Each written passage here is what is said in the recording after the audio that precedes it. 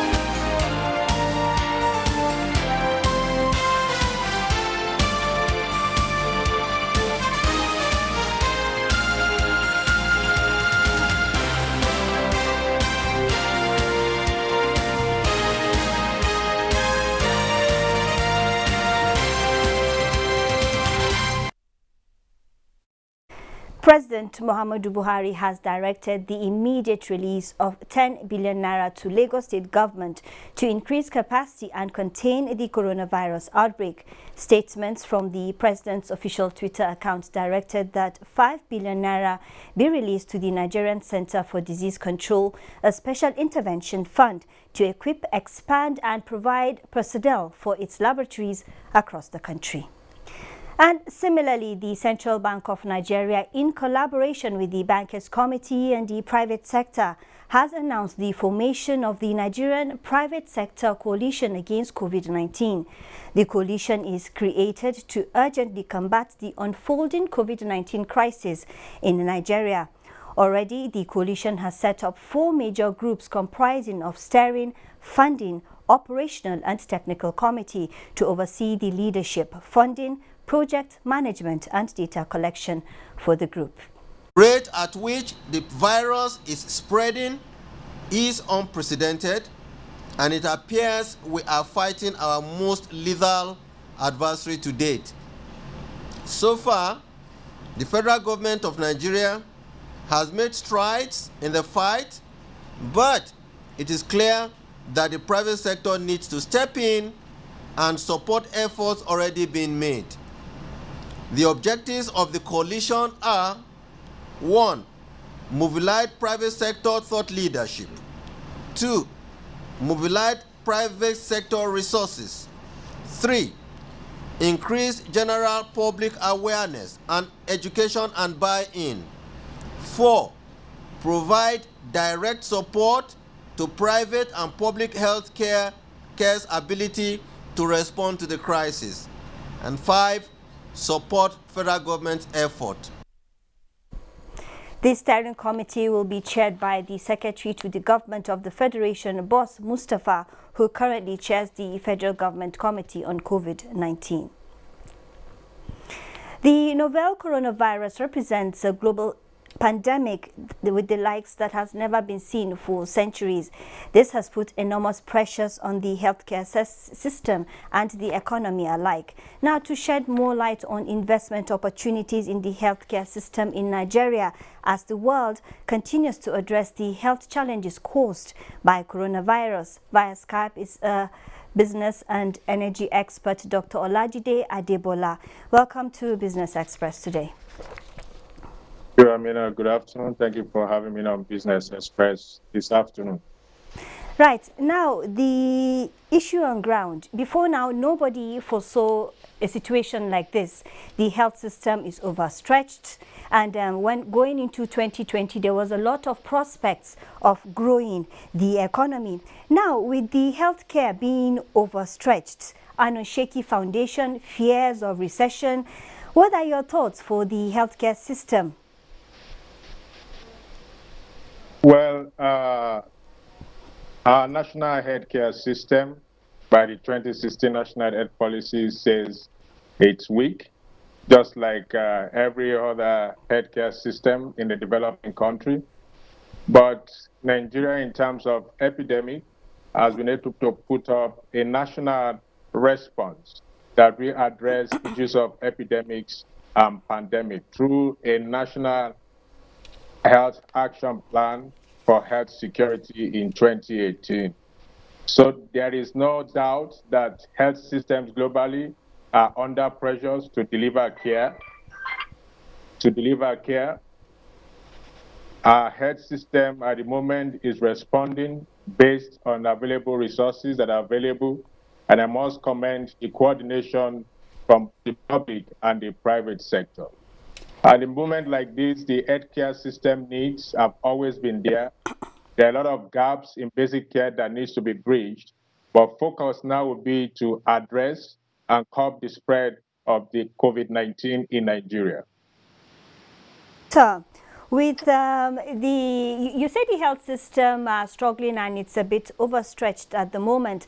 With efforts from the Central Bank of Nigeria, like you rightly observed, and the private sector, particularly the funds made available for the manufacturing sector to produce more drugs to deal with the situation. How do you see this collaboration working, the situation on ground, and the stimulus efforts put together by government? It's very important, and government must be commended for such a response in a short time when COVID-19 arrived as short. Health systems, not just Nigeria alone now, requires urgent investments. With the private sector coming in with a stimulus package from the CBN, this will allow critical resources needed for the country health system to respond and contain the spread of COVID-19 in critical resource area, particularly the health workforce, that is health professionals, the frontline health workers, building their capacity, both at the rural primary health care system, secondary and tertiary health level, as well as public health staff. Also, there's a need to invest in local capacity to produce testing, because one of the key strategies after the public health measure of social distancing and locking down most of the affected states, and other states have followed suit in Nigeria, we need to take this window of opportunity to be able to trace all contacts that are suspected to have contacted those who have been confirmed positive and isolate them and particularly test them.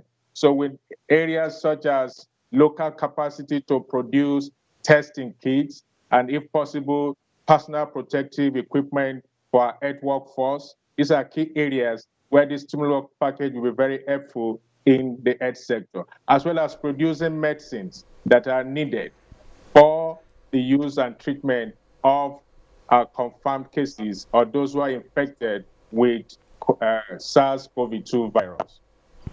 Also, there will be need to also plan post this epidemic period how these finances and resources are next and mobilized from both the private and the public sector to sustain a successful curb against COVID-19 in Nigeria. All right, Doctor, some of the suggestions you are mentioning is for the immediate term to handle the current situation.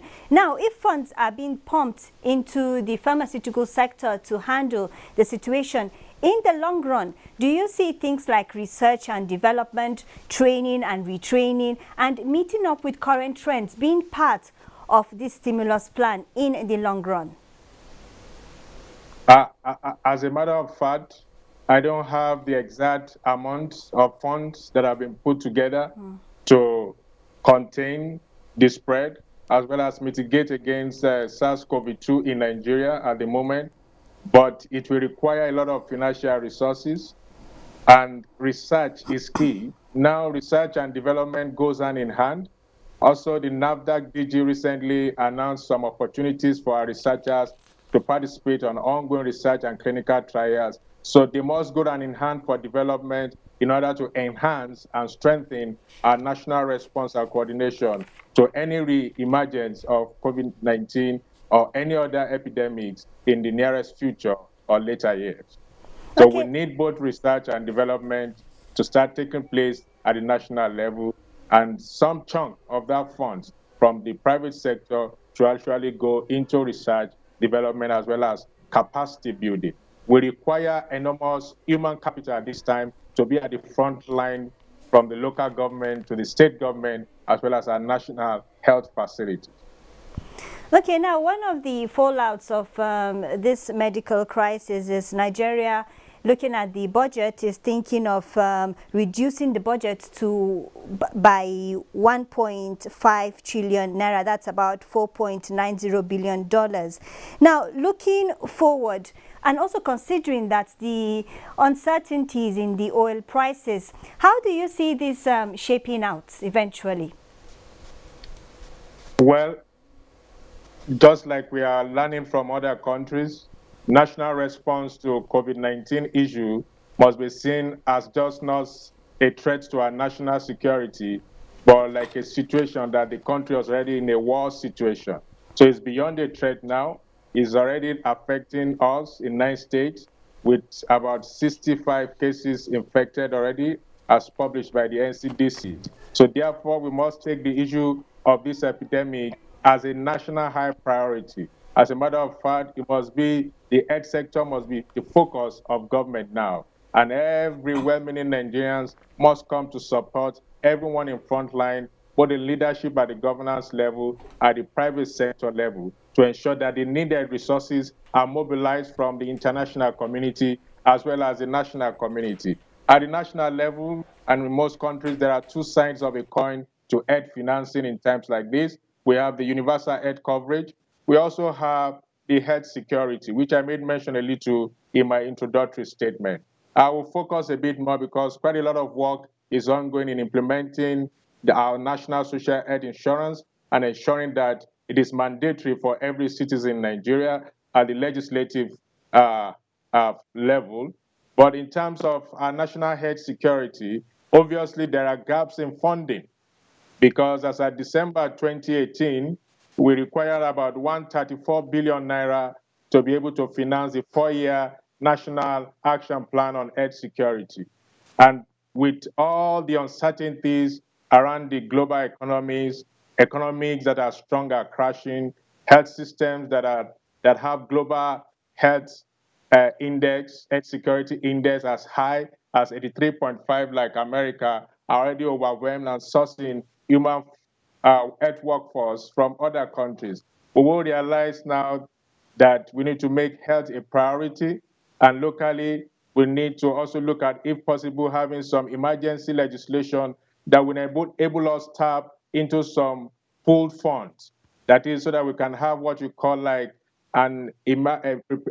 tax areas for emergency preparedness, as well as epidemic risk insurance, as well as health professionals hazard allowance who will be in front line, who may contact these diseases. So there's a lot of funding needed at this time. So creatively and innovatively, we must look at existing funds where they are, probably enact a National Health Security Act as a way of implementing the National Health Action Plan on Health Security, that we accommodate the use of certain resources that may be idle, certain funds that may be idle now locally. And also, we have what we call health in all policies. This talks about the impact of other sectors in the health. Now that the health sector is in similar crisis war situation, it has already impacted and slowed down other sectors. As we are reducing our national budget expenditure for the year 2020, we should be thinking of what percentage other sectors can contribute to save for minimum 2 to 5% from every other sectors except education and agriculture to support the emergency need in the health sector. There are also windows of international funding. The Global Fund announced about $12 billion funding window some few weeks back. Let me throw in this question now. The global economy is in crisis, and there's an issue of funding and revenue. With Nigeria holding about 90% of its income from oil. Are there opportunities for investors in this sector at this moment in time?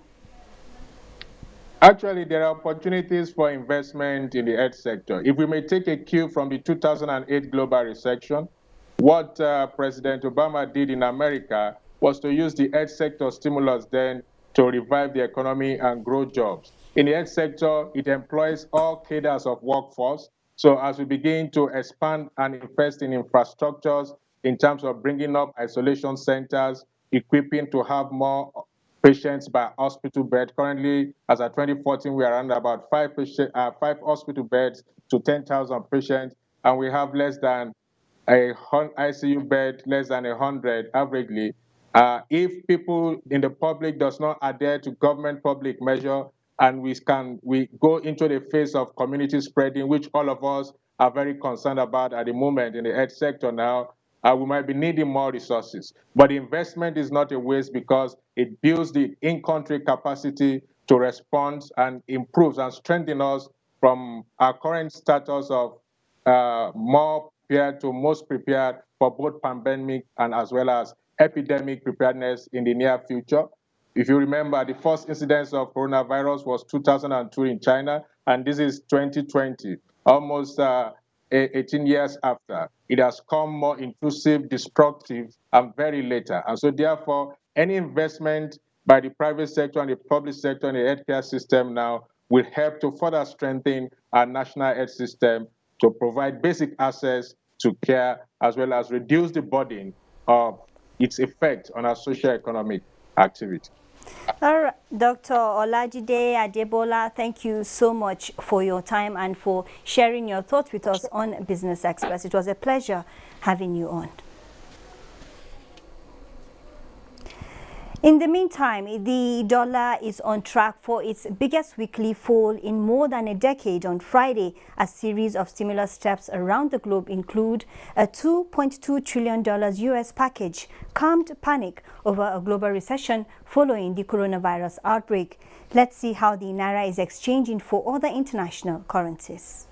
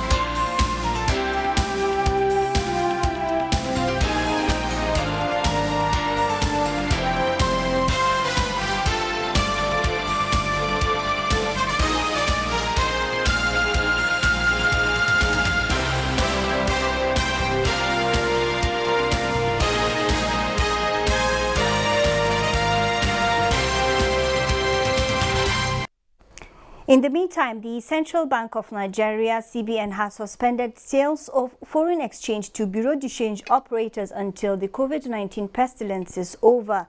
This is contained in a response to a request by the Association of Bureau de Change Operators and signed by Ahmed Jibrin on behalf of the Director, Trade and Exchange Department, Central Bank of Nigeria. Prior to this, the association requested the CBN through a letter of recommendation to declare market holiday on weekly bidding pending the reopening of the nation's borders and control of COVID-19. And as part of federal government's efforts to mitigate the impact of COVID-19 on the economy, the Manufacturers Association of Nigeria, MAN, has urged the Central Bank of Nigeria to supply foreign exchange forex to manufacturing sector at pre-COVID-19 rates. The association also says the Apex Bank should consider directing commercial banks to freeze interest charges in event of a lockdown, adding that in case of an eventual lockdown, government should consider consider the introduction of fiscal measures such as waivers on import duties on active pharmaceutical ingredients and other essential products. President of the association, Mansour Ahmed, also wanted government to extend tax holidays to companies on corporate tax waiver, the value-added tax, and reduce the burden of personal income tax as a way of increasing the disposable income of an average Nigerian worker.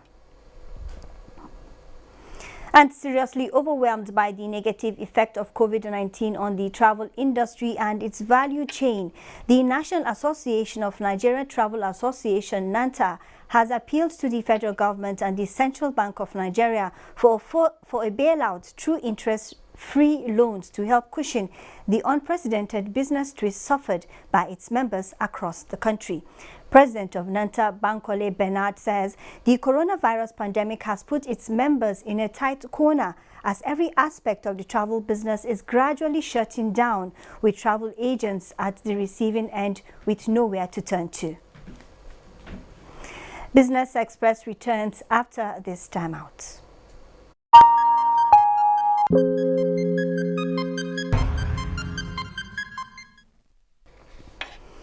Gold eased on Friday as some investors booked profits after prices hike a two-week high in the last session amid hopes for further stimulus to curb the coronavirus economic toll. But the metal was headed for its best weekly gain in more than 11 years.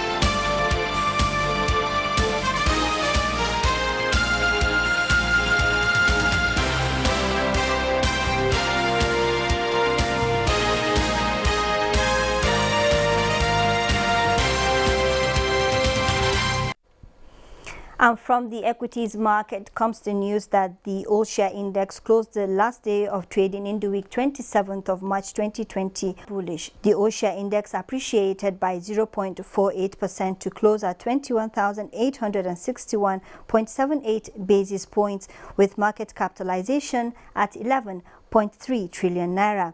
251 million shares worth 3.3 billion naira were traded in 3,968 deals exchanged hands on the floor of the exchange.